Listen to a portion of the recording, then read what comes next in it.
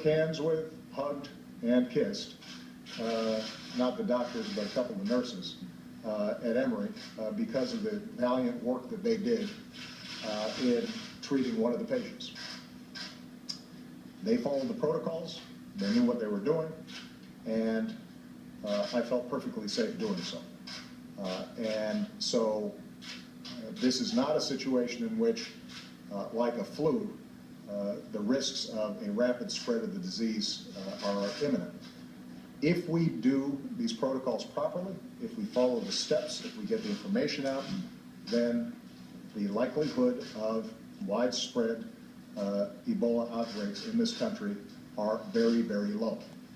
But I think what we've all learned over the last several weeks is that folks here in this country and a lot of non-specialized hospitals and clinics don't have that much experience dealing with these issues, and so we're going to have to push out this information as aggressively as possible, and that's the instructions that I provided to my team. Just a couple other points. We are going to be monitoring carefully the health status of the other healthcare workers in Dallas, and obviously they're concerned. We understand that many of them are scared, and we are going to make sure that we're on the ground 24/7 to provide them the kind of support, information, and assurances that they need to get through this particular challenge.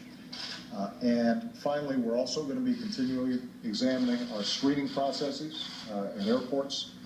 We're making sure that in the event that we have additional cases that involve the need for transporting those patients to specialized hospitals, that those teams are in place and those facilities are in place.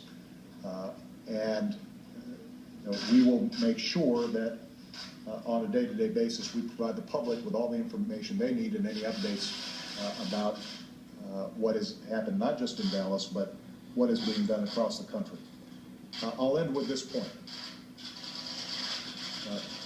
We are going to have to make sure that we do not lose sight of the importance of the international response to what is taking place in West Africa.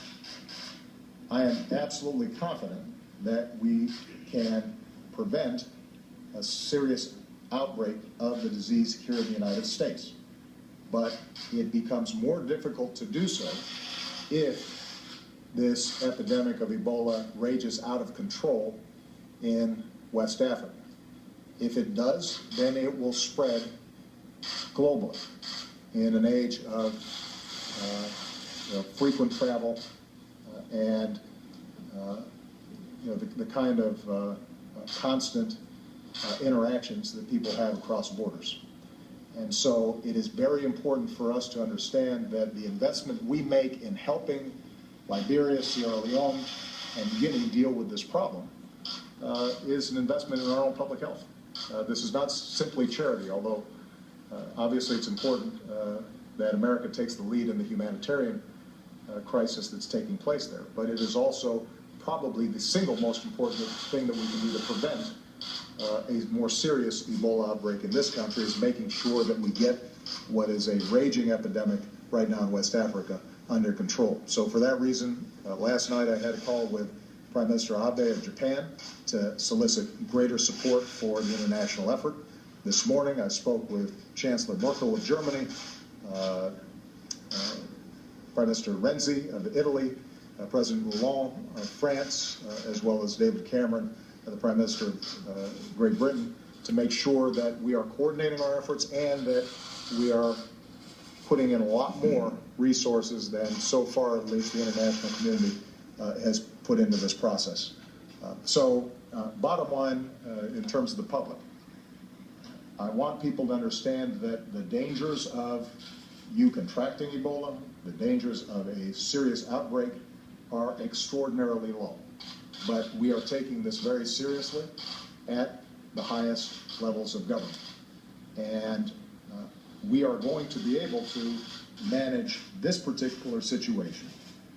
But we have to look towards the future, and if we are not responding internationally in an effective way, and if we do not set up the kind of preparedness and training in our public health infrastructure here in the United States, not just for this outbreak, but for future outbreaks, then we could have problems.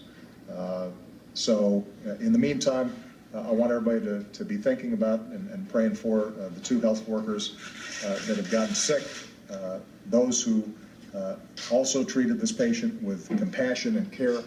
We just want to say thank you to them, and we are going to be doing everything we can to make sure that they're properly cared for. Okay? Thank you very much, everybody. Thank you very much. All right, so there's the President of the United States in the cabinet room meeting with his cabinet.